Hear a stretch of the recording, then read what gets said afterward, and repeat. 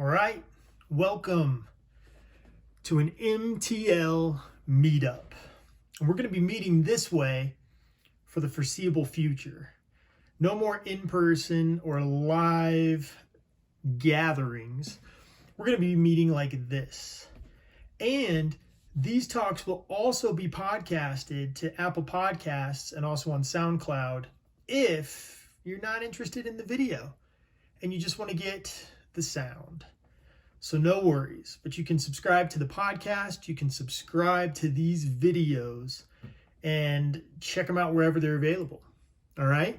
It's good to be doing this with you guys. Now, I've got a story.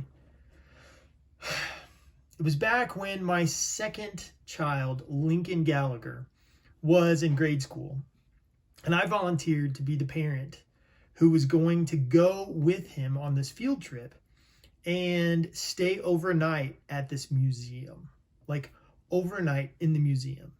It was super cool, but my story has to do with what we did prior to actually going to the museum.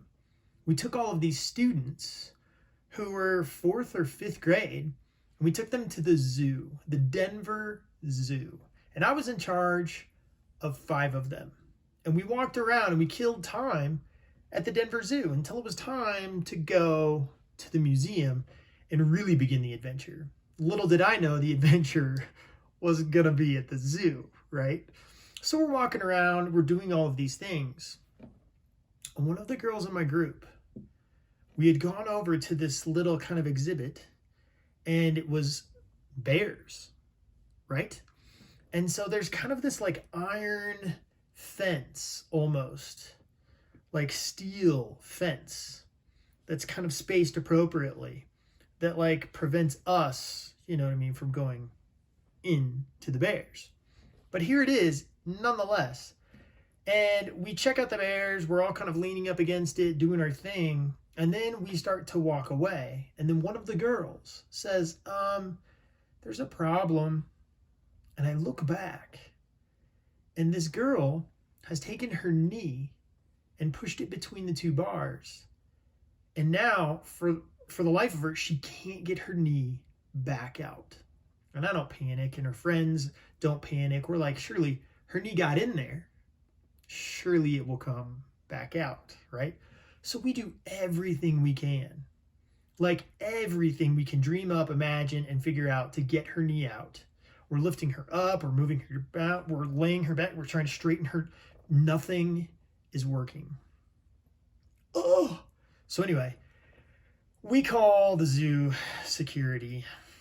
Someone like nearby helps us with that, and we get this zoo security to come by, and they try everything that they can think of too, and nothing is working. So then I hear them over talking, and he's on the radio and he's talking to somebody else, and the next thing on deck is to get this like saw that's gonna cut through these bars and like get her knee out. Oh my gosh. So anyway, the last thing, ditch effort, we try. Like, he happens to have some ointment, right? For like cuts and things like that.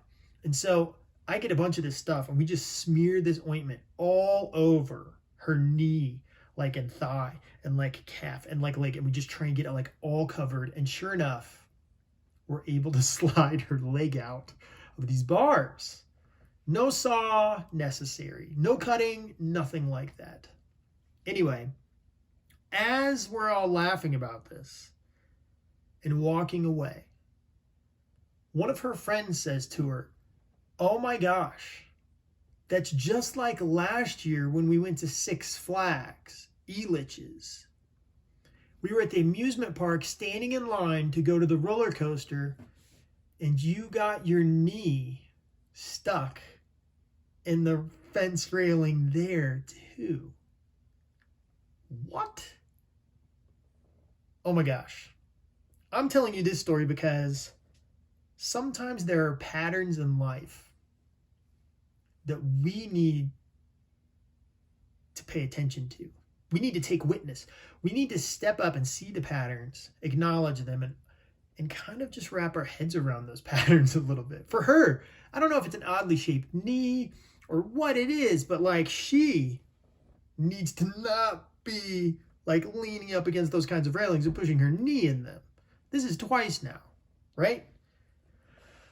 There are patterns in life that we need to pay attention to, especially when it comes to our behaviors and our moods and our feelings.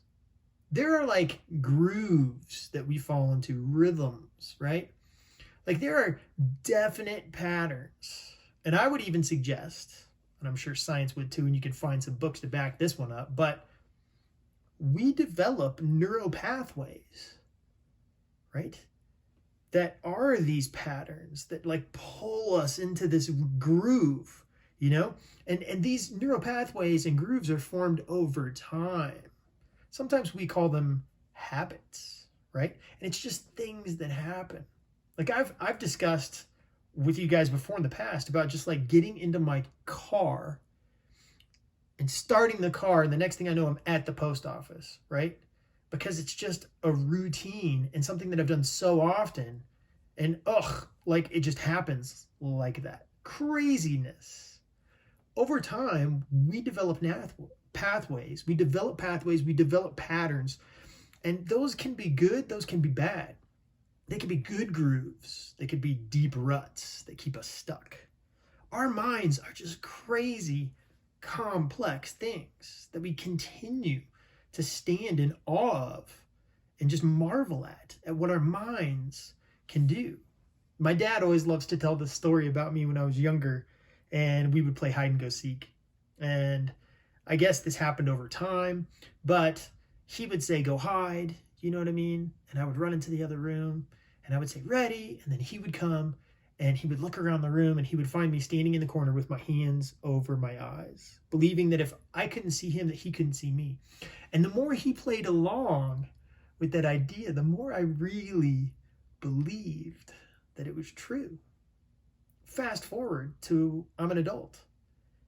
Can you just pause for a second and think about all the crazy things we believe, that we believe as adults?